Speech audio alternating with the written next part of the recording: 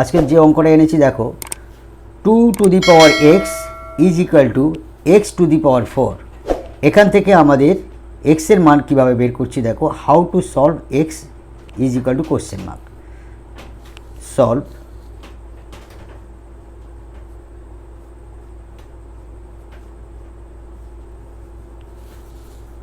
Two to the power X bracket দিলাম সমান X to the power 4 bracket দিলাম। আমরা উভয় পক্ষকে 1/x গুণ করলাম, 4 1/x গুণ করলাম। এই সাইডে 1/x করলাম, এই সাইডে 1/x করলাম। তাহলে কী দাঁড়ালো আমাদের? এখান থেকে দেখো এক্স এক্স কেটে যাবে, 2 পড়ে থাকবে, আর এইখানটায় এক্স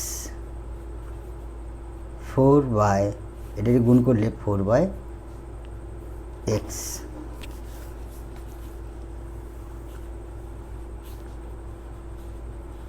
আবার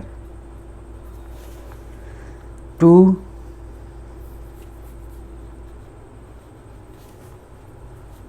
x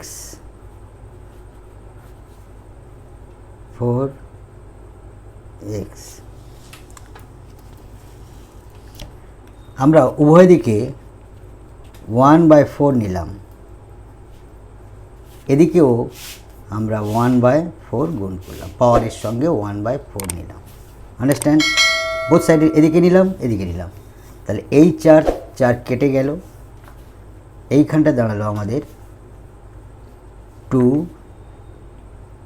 1/4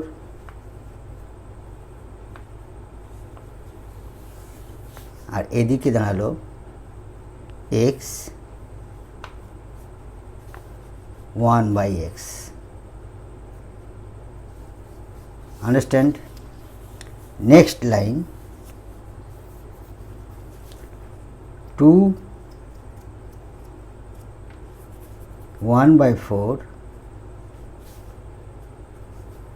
x 1/x। দেখো আমরা এখানটায় 4-এর 4 গুণ করব। যদি বলো কেন 4-এর 4 মানে কি? 4/4 মানে 1। তাহলে 1 এখানে গুণ করতে পারি, 1 এখানেও গুণ করতে পারি। 1 এখানে গুণ করছি, 1 এখানে। একটাকে আমরা 4-এর 4 ধরছি এইটা, আর এই একটা হচ্ছে এইখানটা। তাহলে এইটা আমরা বাম পক্ষে গুণ করেছি, আর এইটা আমরা ডান পক্ষে গুণ করেছি। আন্ডারস্ট্যান্ড? নেক্সট লাইন দেখো 2 এই 4টা আমাদের ভিতরে চলে আসছে, আর এই 4 আর এই 4 গুণ করব। 4 উপরে 1, 4 4 16। এদিকে হচ্ছে আমাদের x 1 গুণ করলে 1 আর x। আন্ডারস্ট্যান্ড? নেক্সট 4টে 2 গুণ করলে মানে 16 হচ্ছে,